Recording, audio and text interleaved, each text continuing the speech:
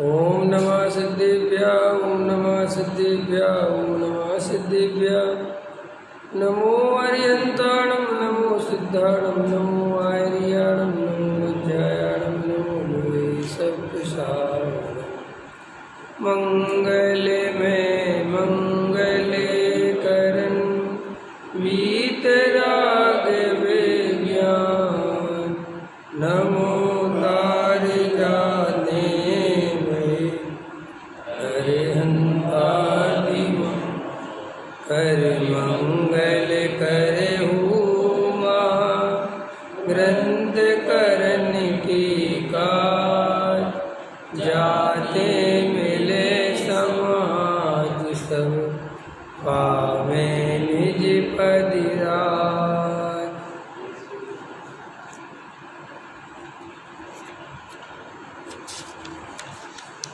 मिथ्या भावे अभावते जो प्रगटे निज भाव। सो जयवंत रहो सदा यही मोक्ष उपाय।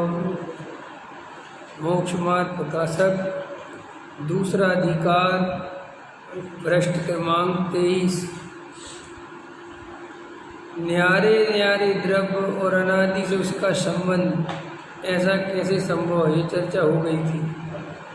संबंध अथवा सहयोग कहना तो तब संभव है जब पहले भिन्न हो और फिर मिले। यहाँ अनादि से मिले जीव कर्मों का संबंध कैसे कहा जा रहा है? समाधान, अनादि से तो मिले थे परंतु बाद में भिन्न हुए, तब जाना कि भिन्न थे। तो भिन्न हुए इसलिए पहले भी भिन्न ही थे। इस प्रकार अनुमान से तथा केवल ज्ञान से प्रत्यक्ष भिन्न भाषित होते हैं। इससे उनका बंधन होने पर भी भिन्नपना पाया जाता है तथा उस भिन्नपना की भिन्नता की अपेक्षा उनका संबंध अथवा संयोग कहाँ है? क्योंकि नए मिले या मिले ही हों, भिन्न द्रव्यों के मिलाप में ऐसे ही कहना संभव है। प्रश्न देखो क्या था। प्रश्न ये है कि साहब संयोग कर्म का संबंध ये कहना तो तब है ना जब वो पहले भिन्न हो और बाद में मिल गए। लेकिन हम तो देख रहे कि साहब कर्म अनादि से आप नहीं बताया। टोडामल जी साहब कहते हैं कि वे दोनों भिन्न भिन्न हैं। ये कैसे पता चला कि जब वे भिन्न हो गए, ख्याल ना, जब जीव ने अपने स्वरूप को जाना तो देखा कर्म अलग है और जीव अलग है और सिद्ध भगवान सब कर्मों से रहित हो भी गए। तो पता चल, जैसे अपन ने दूध और पानी है ना, तो दूध और पानी अलग अलग हैं। ये कैसे पता चला? दूध को गर्म किया तो पता चला रे तो अलग अलग है ना। ऐसे ही अनादि काल से जीव और कर्म एक साथ रहते हैं, उनका बंधन भी है। वे एक दूसरे से अलग नहीं होते, लेकिन वे एक दूसरे में मिलते नहीं हैं। अगर मिल जाते तो फिर अलग कैसे होते? हाँ, और अलग हो गए तो मिले नहीं हैं। क्या ये तर्क है? अगर दूध और पानी एक ही हो जाते तो फिर अलग अलग कैसे होते? ऐसे ही अपन को भी ये निर्णय करना चाहिए। अपन ने जन्म लिया, तो अपन ने जब जन्म लिया इस पर्याय में, तो अपन ने आँख खुली, होश आया तो शरीर के साथ ही अपने को देखा। अब शरीर के साथ देखा तो अपने को शरीर रूप मान लिया और ऐसा मानने लगे कि मैं शरीर हूँ। ख्याल में है ना। अब ये क्यों करे भी क्या जी, क्योंकि देखा ही शरीर को। लेकिन जब कोई मरता हुआ देखा तो देखा यह शरीर तो यहीं पड़ा है, वो मर गया। मैंने मर गया तो गया क्या इसमें से, है ना। जीव तो बिल्कुल, जो जिसको हम अजीब कह रहे थे, वो शरीर तो वहीं का वहीं पड़ा है ना। इसका मतलब इसके अंदर कोई और भी चीज़ होगी जो जो इस शरीर में रह रही थी, और जब तक वो इस शरीर में रह रही थी तब तक ये जीव कहलाता था, है नहीं। और जैसे ही वो चला गया तो इसको मुर्दा कहते हैं। और ये हम अकेले थोड़ी कह रहे हैं, सारी दुनिया कहती कि नहीं मुर्दा। मुर्दा माने क्या? जिसमें से जीव राज उड़ गया, चला गया कि नहीं चला गया। तो देखो जीवराज के जाते ही इस देह को आग लगाते हैं कि नहीं लगाते? अरे मकान की वैल्यू कब तक? जब तक उसमें रहो। और अगर रहना बंद कर दिया, कोई उसमें रहता नहीं, तो खंडर। राजा महाराजाओं के जो किले पड़े हुए खंडर हो गए ना, हैं? पहले इनमें राजा महाराजा रहते होंगे बढ़िया, आवाज तो खंडर है। तो ऐसे इस शरीर को अपना नहीं मानना। अपना नहीं मानना माने ये शरीर वर्तमान में इस पर्याय में संयोग रूप है, लेकिन ये शरीर की अवस्थाएं मेरी अवस्थाएं नहीं हैं। ये शरीर का परिणमन मेरा परिणमन नहीं है। इससे अंदर जो जीव तत्व है, जो जानने देखने वाला है, वो मैं अलग हूँ, वो ही मैं हूँ। और वो तो ये पर्याय छोड़ता है, उसमें कहाँ अपना कुछ रहता है। तो इस तरीके से इस देह से भेद ज्ञान करना, संयोगों से भेद ज्ञान करना। संयोग से भेद ज्ञान कैसे करना? ये संयोग जो हैं वे किसके कारण है? शरीर के कारण। अगर शरीर नहीं होगा तो संयोग रहेंगे? हैं? नहीं रहेंगे ना। ये सारे संयोग कैसे चल रहे हैं? तो जहाँ देह अपनी नहीं, अरविंद जी मैं आपको पहचानता हूँ कि नहीं?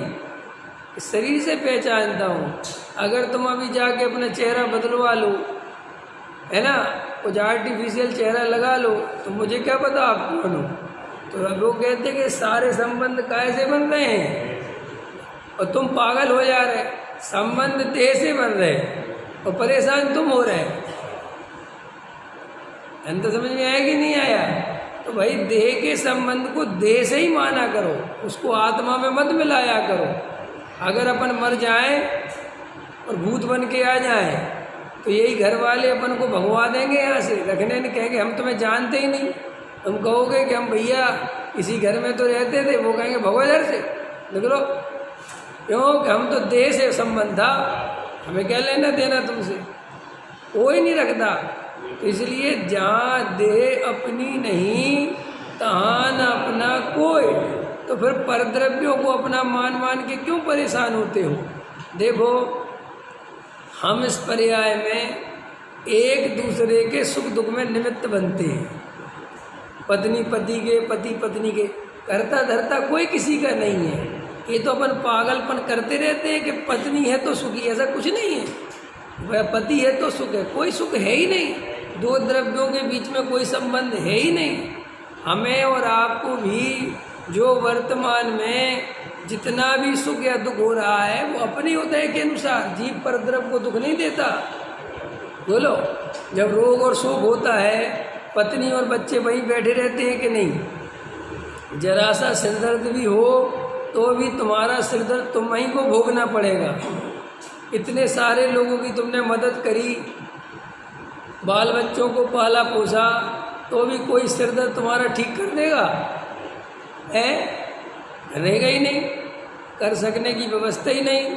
तो देखो टोडामल जी कह रहे हैं कि भाई ये बात अनुमान से समझो। पहले एक बात में तुम्हें आत्मा और शरीर अलग अलग हैं, ये अनुमान से समझा रहे हैं। अनुमान समझते हो ना कि साहब हमारा अनुमान कह रहा, अनुमान माने धुआं देखा तो भैया वहाँ अग्नि होनी चाहिए।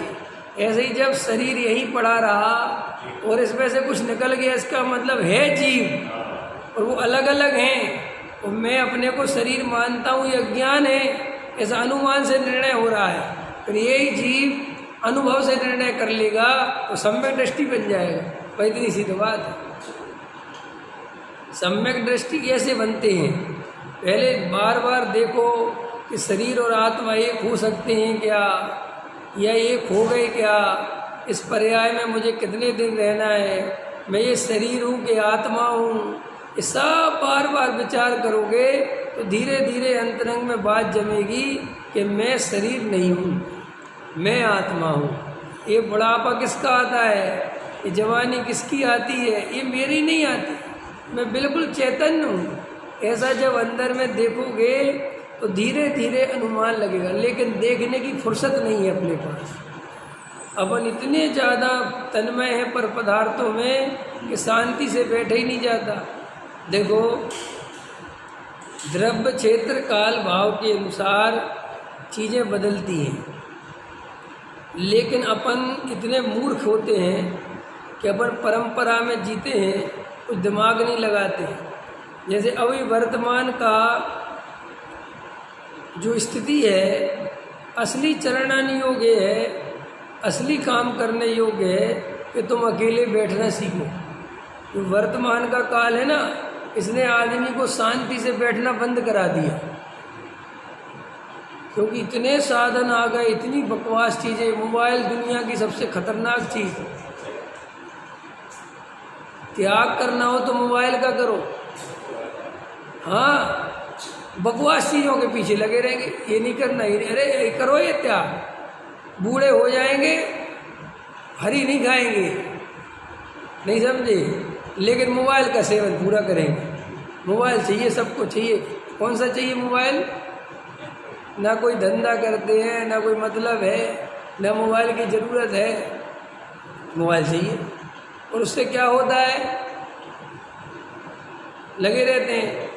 अभी तुम देखना, तुम आज जाके प्रैक्टिकल करके देखना, तो मोबाइल एक तरफ रख देना, टीवी देखना मत, कोई चीज़ मत करना, ठीक है? बस शांति से बैठना। हम ये भी नहीं कह रहे ध्यान करना, कुछ नहीं कह रहा हूँ मैं, ध्यान भी नहीं करना है तुम्हें, सिर्फ शांति से बैठना है, किसी से बात नहीं करनी है। ऐसा आधा घंटा बैठ के दिखाओ मेरे को, कल आके सुनाना कि हम 1 घंटे बैठ गए थे जी, हमने कुछ नहीं किया। ख्याल में है कि कुछ नहीं किया हमने, हमें कुछ नहीं किया, अभी हम बैठे रहे। बैठ के देखना, पसीने छूट जाएंगे। इसलिए मैं कहता हूँ, जो व्रत उपवास में कोई दम है क्या? इसमें लोग परेशान होते हैं। हम व्रत कर रहे, व्रत कोई भी कर लेता है, तुम क्या व्रत के पीछे पड़े हो? व्रत उपवास नियम धर्म अभी भी लगे हुए परेशान। हमारे जैनों के नियम, हमारे पालते रहो जैनों, हमें उसका कोई मतलब नहीं है, लेकिन अंतरंग में आत्मानुभव के लिए उपयोग चाहिए। क्या चाहिए? उपयोग कहाँ बर्बाद हो रहा है वो पता ही नहीं है, खबर ही नहीं है। मैं तो बहुत, आप शांति से बैठना जिस दिन सीख जाओगे, समझ लेना सम्यक दर्शन हो जाएगा। शांति से नहीं बैठते लोग। 1 घंटे का टाइम मिला, शास्त्र खोल लेंगे, शास्त्र पढ़ने बैठ जाएंगे जी। शास्त्र बोलना पढ़ने में भी अवलंबन है पर द्रव्य का, बिना अवलंबन के बैठना है, किसी चीज़ का अवलंबन नहीं लेना है, वह बैठना है शांति से। ऐसी आकुलता मचेगी, ध्यान भी नहीं करा रहा हूँ, ये भी नहीं कह रहा हूँ आँख बंद करके बैठना है, बस शांति से बैठे रहना है। फोन स्विच ऑफ, कोई मतलब नहीं, बैठे शांति से। देखो सब दुनिया को, देखो शांति, कितनी देर तक बैठ सकते है? अब वो बात है अपने आप से करना, मतलब बैठे नहीं तुम शांति से, लेकिन फिर भी निचली भूमिका में तुम अपने आप से बातें ही करते रहो, वो भी चलेगा। उसमें भी तुम्हें अपने अंदर का कुछ तो पता चलेगा कि अंदर कितनी बातें भरी पड़ी हैं। अपने से बातें ही कर लो, वही बहुत है। अपने को थोड़ा बहुत तो टाइम दो। कब तक दूसरों के लिए टाइम देते रहोगे? कब तक जिंदगी दूसरों के लिए बर्बाद करते रहोगे? और पर से क्या मिलने वाला है? क्या दे देगा ये समाज? क्या दे देंगे रिश्तेदार? और क्या दे देंगे दोस्त? क्या दे देगी दुनिया? क्या दे देगी तुम्हें? और किसने क्या दे दिया किसको? भ्रम है, बताओ, भ्रम है जैन साहब का? नहीं है। मर जाओ बच्चों को कर करके, क्या देते हैं? वे अपनी जिंदगी देखते हैं, बोलो, मैं गलत कह रहा क्या? ये जीव को समझ में नहीं आता कि हम काय को अपना जीवन लगा रहे, किस लिए लगा रहे, क्या रखा है, मिलना क्या है। हम साहब थोड़ा और कर दें, थोड़ा और कर दें, ये भाव ही चला जाएगा, ये जीवन ही खत्म हो जाएगा। बिल्कुल। और देखो भैया, ये बात अपने लिए कह रहा हूँ मैं, तुम्हारे लिए नहीं कह रहा हूँ। तुम्हारे लिए तो तुम जानो, समझ गए नहीं समझे? हमें तो अपनी समझ में आ रही है कि ये जीवन चला जाएगा, ऐसे ही चला जाएगा, और रोगे बहुत बाद में, पछताओगे कि क्या चला गया। इसलिए देखो भाई, अपने को शरीर मत मानो, शरीर अपना नहीं है। शरीर में रहता है जीव कुछ दिन काल के लिए, लेकिन ये शरीर जीव का स्वरूप नहीं है। शरीर से भिन्न होना है। भिन्न होना है माने भिन्न ही है, भिन्न देखना है, बस इतनी सी बात है। ठीक है, इसलिए रोज एकांत में बैठा करो, आधा घंटा बैठा करो, और ये सब जो चर्चाएं परंपराएं इनकी बहुत चिंता है मत किया करो। बेचारे बहुत सारे लोगों को मैं देख रहा हूँ नहीं समझ पा रहे, वास्तव में नहीं समझ पा रहे। मैं जिस हृदय से जो बात कह रहा हूँ, ये संस्कार इतने गहरे पड़ जाते हैं लोगों को, क्रियाकांड के, अपनी परंपराओं के, मान्यताओं के। वे बेचारे सत्य सुनने के बाद भी उससे बाहर नहीं निकल पाते, उसी का बोझ अंदर से भी देखते तो हैं, अनुभव तो करते हैं कि हमें कोई सुख नहीं मिल रहा है, हमें कुछ समझ में नहीं आ रहा, लेकिन वे इतने घबराए हुए डरे हुए रहते हैं कि जब कोई सत्य सुनाता है तो उनको घबराहट होती है कि हमारा ये सब किया हुआ बेकार चला जाएगा। अंतर समझ में आया ना कि हम बेकार कर रहे हैं, क्या सबरे लोग ऐसे ही हैं क्या? सारी दुनिया के पीछे दौड़ोगे तो कभी सम्यक दर्शन नहीं होगा, भीड़ का अनुसरण करोगे कभी कुछ नहीं मिलेगा। तुम्हें भीड़ को क्या समझते हो? इस भीड़ के पास 1 रुपया नहीं है। तो तुम देखते हो ना इतने लोग कैसे ही कर रहे हैं। अरे इतने लोग, उन लोगों से जाके पूछो, तुम भी तो उसी भीड़ का हिस्सा हो ना, तुमने कैसे चालू कर दिया? तुम्हें कुछ अनुभव में मिल गया क्या कि देखा देखी परंपरा से चालू कर रखा है? ऐसी सारी भीड़ ने कर रखा है। इस तुम्हारे जो घर के जो डिजाइन होते हैं, जो भी नया नया फैशन आता है, इसमें कोई अनुभव से आता है क्या? अरे बाजार में फैशन चल गया, अब चाहे वो काम का है, अब फटे जीन्स पहन रहे लोग, उल्टी सीधी टी शर्टें, पता है क्या क्या पहनते हैं। अब उनसे पूछो कि ये कहाँ से अकल आई तुम्हें पहनने, तो वो कहते सलमान खान ने पहन रखा था। यही तो है ना उत्तर, और क्या इससे ज़्यादा और क्या उत्तर है?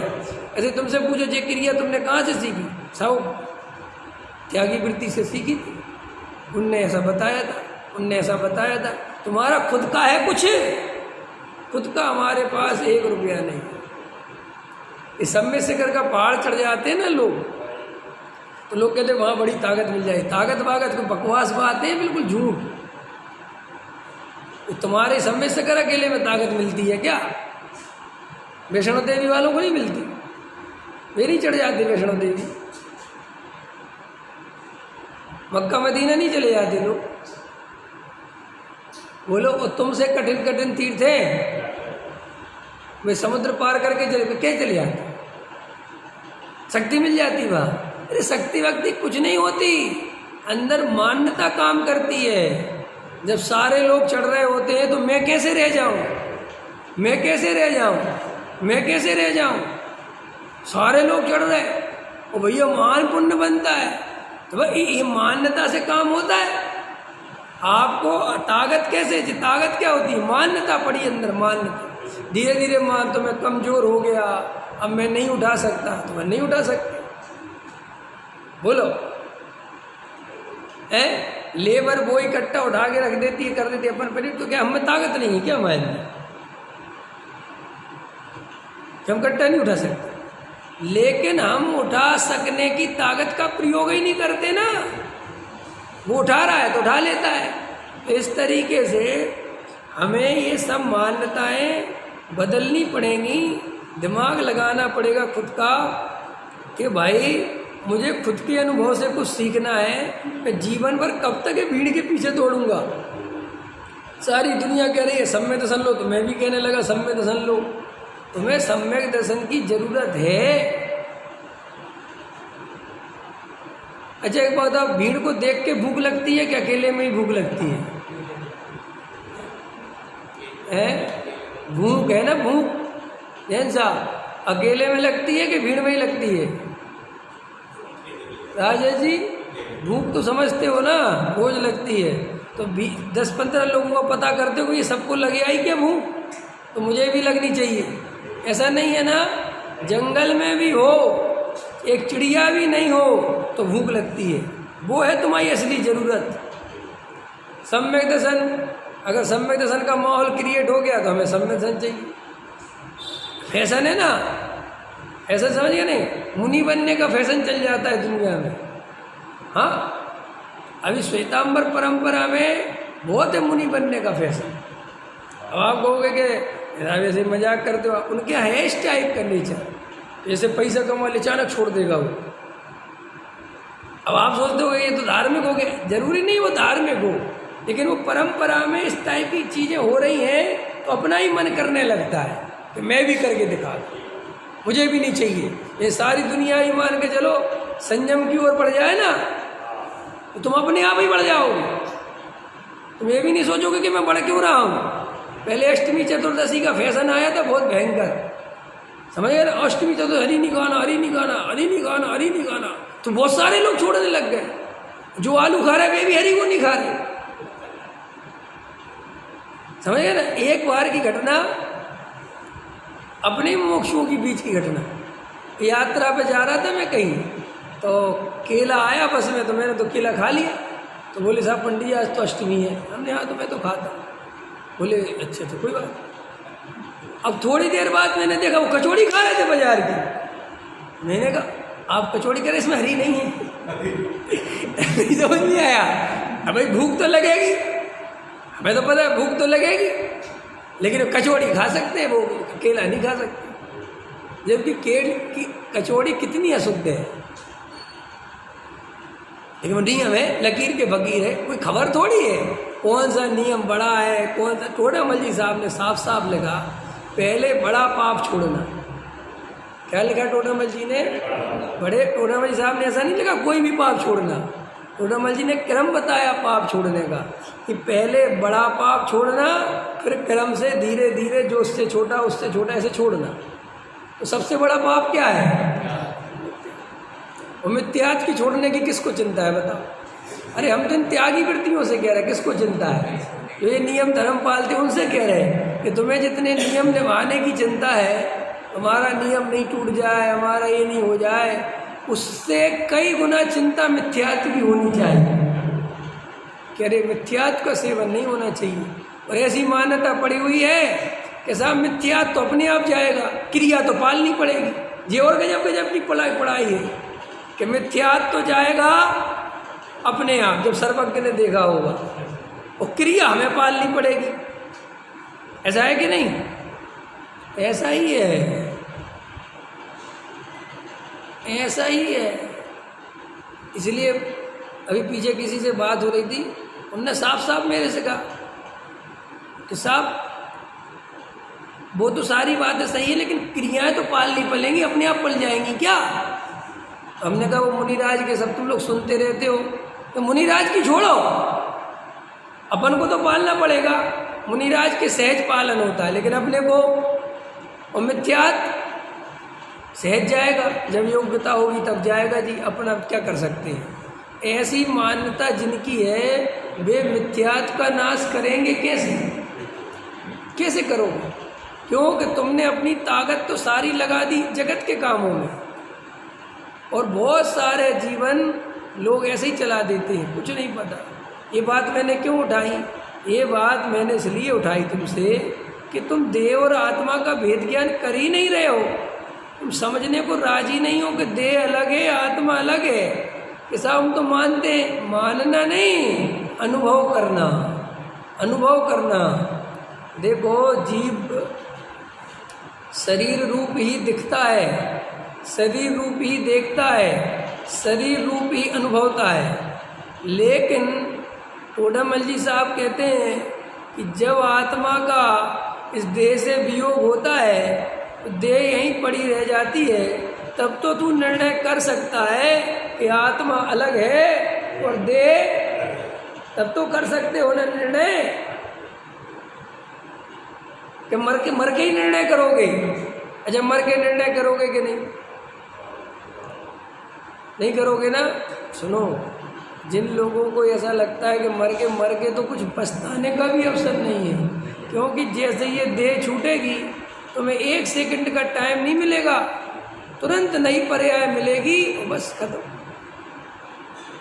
इसलिए ऐसा मत सोचना कि मरने के बाद पछताओगे। पछताने का अवसर मरने के पहले ही है, बाद में नहीं है कि तुम चलो भैया बाद में सोचते रहोगे। कहीं ऐसा है ही नहीं।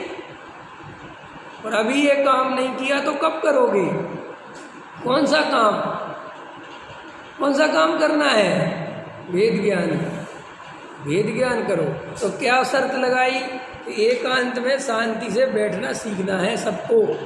सब बैठा करो, आधा घंटा 1 घंटा बैठा करो, बिना किसी अवलंबन के बैठा करो, देखा करो मेरे अंदर क्या चल रहा है, क्या परिणतियाँ चल रही हैं, क्या परिणाम चल रहे हैं, क्या अभिप्राय बन रहा है, क्या अभिलाषाएँ बची हुई हैं, क्या वासनाएं पड़ी हुई हैं, क्या मान्यता चल रही है। ये सब आधा 1 घंटा बैठ के देखा करो। ये देखोगे नहीं तो लुट जाओगे, ये पर्याय छूट जाएगी, हाथ में कुछ नहीं आएगा। कहाँ गए चक्री जिन जीता, भरत खंड सारा, कहाँ गए वह राम लक्ष्मण जिन रावण मारा, नहीं रहे वह लोभी कौरव जूझ मरे रन में, गए ताज तज पांडव वन में अग्नि लगी तन में, गए राज ताज पांडव, कहाँ गए? वन में, और अग्नि लगी। एक तीर के लगत कृष्ण की बनस गई काया, चक्रवर्ती हलधर सा भाई काम नहीं आया। एक तीर के लगत कृष्ण की बनस गई काया। किस किस अभिमान में जीवन जा रहा है भैया? अवसर मिला है, चूकना नहीं। देखो इस प्रकार इन जीव कर्म का अनादि संबंध है। जीव और कर्मों की भिन्नता, वहाँ जीव द्रव्य तो देखने जानने रूप चेतना गुण का धारक है। क्या है? जीव द्रव्य तो देखने जानने रूप चेतना गुण का धारी है। वो चेतना गुण का धारी कौन है? मैं हूँ। देवेंद्र कुमार जी कौन है? मैं बोला करो, मैं हूँ। वो चेतना गुण मेरा है, वो चैतन्य तत्व मैं हूँ। ये मेरी बात चल रही है। कल मैं रात को डॉक्टर साहब का मुझे सुन रहा था, कल या परसों सुबह सुन रहा, कल सुबह तो बता रहे थे एक बार वो और बाबू भाई किसी आश्रम में गए, ब्रह्मचारी का कोई आश्रम में गए, तो वहाँ पर बच्चे पढ़ते थे। तो उनके अध्यापकों ने कहा कि आप हमारे बच्चों से कुछ पूछ लो। तो डॉक्टर साहब ने कहा हमें क्या पूछना, आप लोग बहुत अच्छा पढ़ाते हैं, सब बातें नहीं समझ में आया। नहीं आप पूछ लो। तो बच्चे आ गए, तो डॉक्टर साहब ने बाबू भाई के लिए आप ही पूछ लो। डॉक्टर साहब ने कहा बच्चों 6 ढाला में पढ़ा है? 6 ढाला? बोले हाँ साहब। तो 6 ढाला में किसकी कहानी है? क्या पूछा? 6 ढाला में किसकी कहानी है? तो सारे बच्चे चुप, टीचर भी चुप। अभी एक दूसरे का मुंह देख रहे, ये कहाँ से प्रश्न आ गया 6 ढाला में किसकी कहानी? तो बोले कोई कुछ कही नहीं। एक बच्ची हिम्मत वाली खड़ी हुई, उसने कहा पंडित जी एक बात बताओ, हमने तो 6 ढाला पढ़ी है, आपने 6 ढाला पढ़ी है कि नहीं? तो डॉक्टर साहब कहते हैं ये तो बड़ा उल्टा पड़ गया, हम तो परीक्षा लेने आए थे तो देने पड़ रही। तो डॉक्टर साहब ने कहा हाँ पढ़ी तो है, शुरू के 2-4 छंद तो हमने पढ़े ही है कम से कम, चाहे पूरी पढ़ी हो चाहे नहीं पढ़ी हो। तो बोले साहब 6 ढाला में कहानी है कहाँ? कोई ये प्रथमानियों का ग्रंथ थोड़े ही है? कोई इसमें कहानी किससे थोड़े ही है? अरे 6 ढाला में तो चारों गतियों का वृष का उसका वर्णन है, कहानी कहाँ है किसी की? कहानी किससे तो प्रथमानी योग में होते हैं, पद्म पुराण में होते हैं, राम कथा तो वहाँ है, आपको कुछ पता ही नहीं है। तो डॉक्टर साहब कहते हैं हमने उसमें एक छंद पढ़ा है, उसका अर्थ क्या है? तास ब्रह्मण की है बहु कथा, पे कछु कहूँ कहे मुनि यथा। कि तास ब्रह्मण की ये कथा बहुत है जीव की लंबी, लेकिन मैं कुछ कहूँगा जो आचार्य भगवंतों ने तो कथा कही है, तो कवि वहाँ तो कह रहा है कि मैं कथा कहूँगा। तो डॉक्टर साहब कहते बच्चों से आगे के कथा नहीं कही क्या उनने? लगता है कवि ने फ्रॉड कर दिया। ऊपर तो कह रहे थे कि मैं कथा कहने वाला हूँ, और नीचे कथा नहीं कही। अब सब निशान डॉक्टर साहब कहते कथा तो कही है कि नहीं? एक इंद्री से लेकर जो चर्चा चली कि कैसा है ये जीव, ज्यों दुर्लभ लई चिंतामणि, त्यों पर्याय लई त्रस तणी। फिर वहाँ से वर्णन चलेगा। फिर एक साधारण से प्रत्येक वनस्पति हुआ, ख्याल में है ना। फिर एक इंद्री, दो इंद्री, फिर तीन इंद्री, फिर असंगी हुआ, फिर कभी बलहीन हुआ, पशु हुआ, फिर किसी के द्वारा खाया गया, फिर किसी को खाया, फिर वहाँ से निकला, फिर मनुष्य हुआ, नरकों में गया, देवों में गया। ये सब कहानी नहीं है तो क्या है? ये जीव राजा की कहानी है। ये जीवराज, ऐसे हम चार गतियों में घूम रहे हैं, कोई और नहीं घूम रहा है। टोडामल जी साहब अभी आगे बढ़ाएंगे कि ये जीव की चर्चा ऐसे सुनता है जैसे जीव कोई और हो। वो चार गति में कोई और घूम रहा है। सुनो, ऐसे लोग बड़े अच्छे से, अरे रे जीव बेचारा बड़ा परेशान है, ये जीव बेचारा बहुत दुखी है, क्या करे साहब, ये जीव को समझे में नहीं आती।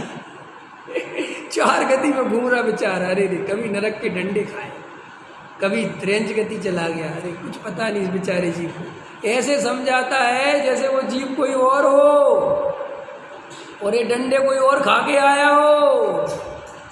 कभी ऐसा विचार नहीं आता, रे मेरी कहानी। ऐसे ना जाने कितने भाव धारण किए, कैसे कैसे राग देश किए, कैसी कैसी पर्यायें मिली, क्या क्या काम नहीं हुए, क्या क्या घटनाएं नहीं घटी, फिर भी मुझे वैराग्य नहीं आया, फिर भी मुझे अपनी चेतना की खबर नहीं आई, अपने स्वरूप की याद नहीं आई। अभी भी मोए मोहम्मद पियो अनादि, अभी भी मोए मोए पिए जा रहा हूँ, पिए जा रहा हूँ, पिए जा रहा हूँ, और मोए में पी पी के पागल हो जा रहा हूँ। कोई चैन नहीं पड़ रही है, निरंतर निरंतर आकुलता के वेग में चल रहा है। देखो तो इस जीव की दशा, आकुलता का काम नहीं बचे तो अभी आकुलता बैठे बैठे पैदा करता है। कल एक कहानी पढ़ रहा था मैं, अच्छी कहानी थी, मतलब कहानी मतलब एक किसी कोई ऑफिसर वर्ग का है, उसने अपनी उसमें लिखी होगी कि हम लोग जब 18-19 साल का था मैं, तब मैं पढ़ाई करते करते करते रात और दिन पढ़ाई करते रहा। फिर मैं पढ़ा हुआ 24 साल का, 23 साल का, तो नौकरी की तलाश में भटकता रहा, नौकरी नौकरी नौकरी। नौकरी मिल गई, नौकरी मिल गई तो बैंक में अकाउंट खुल गया, बैंक में अकाउंट खुल गया तो एक शून्य बढ़ा, फिर दो शून्य बढ़े, फिर तीन शून्य बढ़े, मेरे अकाउंट्स बुक्स पे शून्य बढ़ते चले गए। यहाँ मेरी शादी हो गई, क्या हो गई? शादी। ऐसा बहुत अच्छा था उसने, तो शादी हो गई, मैं शून्य को देखता रहता था, अब मेरे इतने शून्य हो गए, अब मेरे इतने शून्य हो गए, मैं खुश होता रहता था। फिर मैंने बहुत बड़ा मकान बनाया, हवेली बनाई, उसको देख देख के प्रसन्न होता था। फिर मेरे बच्चे कब हो गए ना जाने। मैं पहले अपनी पत्नी के साथ बहुत खुश था, हाथों में हाथ डाल के घूमते रहते थे, कभी कहीं कभी कहीं। फिर मेरे बच्चे हो गए, फिर मेरे बच्चे हो गए तो हम कब भूल ही गए कि हमने लास्ट बार कब घूमा था। वो बच्चों को पालने में लग गई, मैं शून्य बढ़ाने में लग गया, समझ गए नहीं समझ गए, और हम शून्य बढ़ाते चले गए, बच्चे बड़े होते चले गए, बड़े होते चले गए। लड़की अपने घर चली गई, लड़का विदेश में पढ़ने चला गया, हम दोनों अकेले शून्य बढ़ाते जा रहे, बढ़ाते जा रहे, समझ गए ना। फिर वहाँ से एक दिन पत्नी बूढ़ी हो रही है, उसकी तकलीफ़ शरीर में बढ़ती जा रही है, मैं भी बूढ़ा हो रहा हूँ। अब पत्नी कुछ कहती है तो मुझे कम सुनाई देता है, वो कुछ को मैं कहता हूँ तो उसे समझ में नहीं आता। एक दिन मैंने अपनी पत्नी से कहा कि चलो कहीं घूमने चलते हैं, तो वो कोई जवाब ही नहीं देती। लेकिन एक दिन अचानक फ़ोन आता है और फ़ोन पे बेटा बोलता है, पापा मैंने अब निर्णय कर लिया है, मैं अब अमेरिका में ही रहूँगा, अब मैं लौट के इंडिया नहीं आऊँगा, आप अपने सारे शून्य गरीबों में बांट देना। ख्याल में आया कि नहीं आया? अंदर समझ में आया नहीं आया? और बस मैं ठिठुर के बैठ गया। पत्नी आई, पत्नी बोली क्या हुआ? मेरे मुंह से आवाज़ ही नहीं आ रही थी। पत्नी 2-3 बार बोली क्या हुआ? मेरे मुंह से आवाज़ ही नहीं आ रही थी। पत्नी का तुम्हें अचानक क्या हो गया? फिर मैं थोड़ा जागा, मैंने कहा चलो घूमने चलते हैं। क्या कहा मैंने? चलो घूमने चलते हैं। और हम घूमने चले गए, माने हमारा अंत हो गया। ख्याल में है कि नहीं है? ऐसा ये आधुनिक भाषा में कहानी है, लेकिन सत्य यही है, यही होना है। अगर अपने आत्म तत्व को नहीं पहचाना तो ऐसे ही जवाब मिलेंगे और सोच के पछताओगे कि ये क्या हो रहा है। लेकिन जब चिड़िया चुग गई खेत, अब क्या है? जब जीवन में कुछ करने लायक था तब तो शून्य बढ़ाने में लगे रहे, मान कसाय के पोषण में लगे रहे। ख्याल में है ना? अरे यहाँ अच्छे अच्छे मानियों का मान नहीं रहा, अच्छे अच्छे दानियों का दान नहीं रहा, अच्छे अच्छे ज्ञानियों का ज्ञान नहीं रहा। नहीं समझ में आया क्या? बुढ़ापे में बड़े बड़े विद्वान होते हैं, बड़े बड़े बुढ़ापे में लोग कहते सटे आ गए हैं। अब क्या कहते हैं? बुढ़ापे में बड़े बड़े विद्वानों को, बड़े बड़े प्रोफेसरों को क्या कहते हैं लोग? अब सटे आ गए, अब बूढ़े हो गए ना, सटे आ गए। अब कुछ ऐसा ख्याल में है कि नहीं आया है? पलंग पे लेटे पड़ा रहता है जी, कौन पूछता है? तो इसलिए कहते ये बातें कि भैया ये भाव खो मत दे। वो देखो टोडामल जी अपनों को कैसा समझाते करुणा करके कि भाई तू जीव द्रव्य है, मैं जीव हूँ, कोई और जीव नहीं है। ये मेरी चर्चा है, ये मेरे लिए कहा जा रहा है। मैं जानने देखने वाला हूँ। वो मैं कैसा हूँ? जानने देखने, चेतना गुण का धारी हूँ तथा इंद्रिय गम ना होने योग अमूर्तिक हूँ। इंद्रियों से जो दिखे वो मैं तो अमूर्तिक प्रदेशों का पुंज हूँ। और इंद्रियों से क्या दिखता है राजेश जी? इंद्रियों से क्या दिखता है? उद्गल, चेतना नहीं दिखती, चेतन नहीं दिखता। मैं अमूर्तिक हूँ, संकोच विस्तार शक्ति सहित असंख्यात प्रदेशी एक द्रव्य हूँ। ये देखो अपनी बारे में परिचय है, ये मेरा परिचय है, ये मेरी बात लिखी हुई है, मैं ऐसा हूँ। तथा कर्म है वह चेतना गुण रहित जड़ है, मूर्तिक है, अनंत पुद्गल परमाणुओं का पिंड है, इसलिए एक द्रव्य नहीं है। वो वे एक द्रव्य, वे तो अनेक द्रव्य मिले हुए हैं और मैं एक द्रव्य, न्यारा द्रव्य हूँ। इस प्रकार ये जीव और कर्म है, इनका अनादि संबंध है। तो भी जीव का कोई प्रदेश कर्म रूप और कर्म का कोई परमाणु जीव रूप नहीं होता। अपने अपने लक्षण को धारण किए भिन्न भिन्न ही और अनादिकाल से चले आ रहा है कर्म का संबंध। फिर भी मैं जीव का जीव हूँ। शरीर शरीर रूप है, कर्म कर्म रूप है। आपस में एक द्रव्य दूसरे द्रव्य में मिलता भ्रम से रात और दिन मिलाने की कोशिश करते हैं कि नहीं करते? ये मकान मेरे ही बना रहे, ये शरीर मेरा ही बना रहा है, ये शरीर परिवर्तन नहीं हो, ऐसे ही कैसा बना रहे। देखो तो जीव क्या क्या उपाय करता है, लेकिन वे उपाय उसके सब झूठे हैं। देखो जैसे सोने चांदी का एक स्कंध हो, तथापि पीता आदि गुणों को धारण किए सोना भिन्न रहता है और श्वेत आदि गुणों को धारण किए चांदी। ये गहने बनते हैं ना, लोग मिक्स करके धातुएं मिक्स कर करके बना लेते हैं, लेकिन वे धातुएं एक रूप नहीं होती। कोई चाहे उनको वापस गला के सोना अलग कर ले, सब अलग अलग कर लेते, कर ही लेते ना। फिर अब कोई उसको एक वो दिखता तो एक है, अष्ट धातु की प्रतिमाएं बनती हैं तो एक ही रूप तो दिखती है अपने को, ऐसा थोड़ी दिखता है जो अष्ट धातु है, लेकिन वहाँ 8 हैं, एक धातु। ऐसे ही यहाँ 2 हैं, 2 नहीं है, 2 नहीं है। इस शरीर तो अनंत पुद्गल द्रव्य है ना, एक द्रव्य थोड़ी है, अनंत पुद्गल द्रव्य। और अंदर है चेतना एक द्रव्य, लेकिन अनंत द्रव्य के बीच में हमें एक दिखता है। द्रव्य कितने हो गए? अनंत हो गए, लेकिन जीव को अज्ञानता से ऐसा लगता कि सब एक है, एक नहीं। देखो तुम्हें दुख से बचना है ना, दुख से, तो दुख को भी उतनी ही प्रेम से स्वीकार करो जितना सुख को करती हो। क्या कहा मैंने? दुख से बचना है ना, तो दुख को भी उतनी ही शांति से, उतनी ही समता से, उतने ही प्रेम से स्वीकार करो जितना सुख को। जितना मान सम्मान को स्वीकार करते हो कि नहीं, उतना ही कोई अपमान करे तो स्वीकार करो, बस तुम्हें फिर कोई तकलीफ नहीं है। अब देखो, अच्छा शरीर स्वस्थ रहता है तो मजा आता है, और बीमारी आती है तो दुखी होता है कि नहीं। लेकिन स्वीकार कर लो, बीमारी भी तो आएगी ना, शरीर है तो है। देखो एक कहानी सुना 2 मिनट। एक राजा था, अभी स्वीकार करने का मतलब है, एक राजा था, उसका एक मंत्री था, बड़ा प्रेम था दोनों में। राजा कहीं भी जाता था तो मंत्री को साथ में ले जाता था, और राजा कुछ भी खाता था तो उसमें से मंत्री को खाने के लिए देते। तो एक बार वो अपने उद्यान में, अपने वन में गए, उनने बगीचा लगा रखा था, उसमें एक राजा ने फल लगवाया, नया फल दिखा।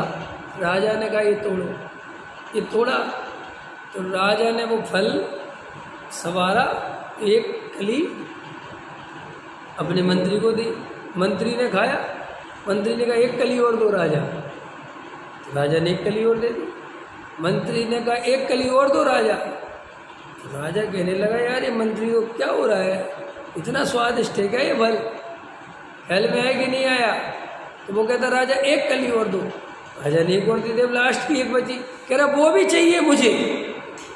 तो राजा ने कहा तेरे में तो कुछ समझ नहीं आ रहा, इतना स्वादिष्ट है तो तू मेरे प्रति नहीं सोच रहा क्या, मैं भी तो खा लूँ। बोले नहीं खाने दूंगा, एक कली और मैं लूँगा, आप मेरा हक नहीं छीन सकते और मेरे को चाहिए।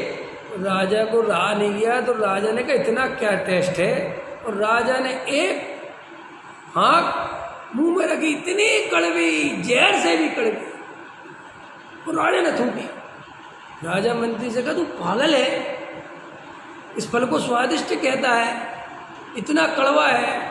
बोले राजा साहब ये तो कोई बात नहीं हुई, अच्छे अच्छे फल जब आपने दिए तब तो मैंने चाव से खा ली, और आज एक जरा सा कड़वा फल आ गया तो मैं थूक दूँ है। मैं इसलिए मांग रहा था कि आपकी जवान पे वो पड़े ही नहीं, आपकी जवान खराब हो जाएगी। तो कहानी क्या कहती है कि जब अच्छे फल मिले तो प्रेम से खाया, तो जब एक कड़वा फल आया तो भी प्रेम से खा लिया, कोई बात नहीं। ऐसे ही जीवन में जो दुख आते हैं उनको भी उतने ही हृदय से स्वीकार करो जितना दुख सुख को करते हैं। अब स्वीकार करने का मतलब क्या है कि उससे परेशान मत हो, उसको देख देख के दुखी मत हो, ये मैं तो मर गया, मैं तो लुट गया, आर्त रो, ध्यान मत करो, आ गया शांति से स्वीकार करो, और उसका जो उपाय है वो उपाय करो, उपाय की नहीं, लेकिन उसको हृदय से स्वीकार। ये मत सोचो कि जी मेरे साथ गलत हो रहा है, गलत नहीं हो रहा है। भाई शरीर है तो रोग आएगा, मान सम्मान मिला है तो अपमान आएगा कि नहीं आएगा। ये एक दूसरे से बंधे हुए हैं, ऐसा मत समझना। अगर नेताजी को मालाएं मिलती है तो जूते की माला ही मिलती है, अगर नेताजी को सम्मान मिलता है तो गाली भी हैंड टू हैंड। आप देखना जिस प्रवचनकार का कोई नेगेटिव नहीं हो, विरोध करने वाला नहीं हो, समझ लेना वो प्रवचनकार अच्छा है ही नहीं। कम से कम अगर उसके 50 लाइक है तो 10-15 अनलाइक होने ही चाहिए। ऐसा दुनिया में संभव ही नहीं है कि सिर्फ लाइक हो। अरे हमारे जिनेंद्र भगवान के विरोधी हैं दुनिया में, हमारे मुनिराज के विरोधी हैं, जो हमारे मुनिराज जिससे किसी से कुछ करते ही नहीं है। कम से कम जैन मुनि का तो कोई विरोधी होना ही नहीं चाहिए ना, क्योंकि वे तो कोई राग देश का काम ही नहीं करते, ना वे कोई समाज पंथ संप्रदाय की बात करते, तो भी उनको वही गाली देने वाले हैं कि नहीं। लेकिन मुनिराज स्तुति करे कोई तो गाली दे, तो दोनों में समता भाव धारण करते, उनको कुछ फर्क है। ऐसे ही हम जब इस संसार में आए हैं, कर्म बंध साथ में चल रहा है, तो भाई साहब ये सब होना है। कदम कदम पर अपमान होगा, कदम कदम पर रोग आएंगे, कदम कदम पर तुम्हारे लिए दुख आएंगे, शरीर में पीड़ाएं आएंगी। इन सबको शांति से स्वीकार करने को तैयार रहो। बुढ़ापा आएगा, जवानी आई है तो बुढ़ापा नहीं आएगा क्या? बच्चों को तुमने खूब सुनाई है धर धर के, अब वे तुम्हें सुनाएंगे कि नहीं सुनाएंगे? जब वे छोटे थे तो भैया ऐसे करते थे कि नहीं करते थे? तो वो भी करेगा कि नहीं करेगा? शांति से बैठो, फालतू बोलते रहते हो। अभी सुनो, तुमने भी सुनाई है। यही संसार का स्वरूप। अब फिर बहुत तकलीफ होती है, फिर बड़ी चोट लगती है, अपने बाप की इज्जत नहीं करता। अरे काय का बाप, काय का भाई, काय का बहन, यही संसार का स्वरूप है। तुमने अपने बाप की कितनी कर ली? अपने पे आती है तो बहुत बुरा लगता है, लेकिन जब अपने पे आए तो अपनी खुद भी याद किया करो कि हमने खुद कितना। नहीं नहीं, हमने इतना तो नहीं किया, तुम्हारे समय में इतना नहीं चलता था तो नहीं किया।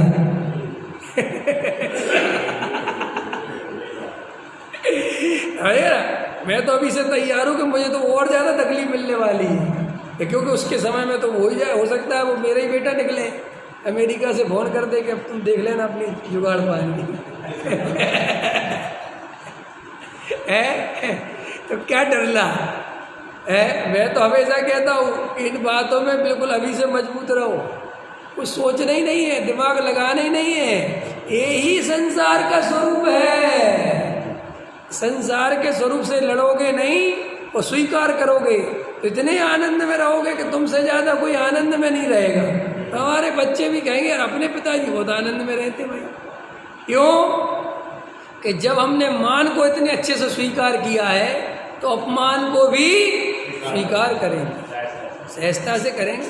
हमने जब सुखों को भोगा है प्रेम पूर्वक तो दुखों को भी प्रेम पूर्वक भोगेंगे। इसमें क्या सोचना। सहजानंदी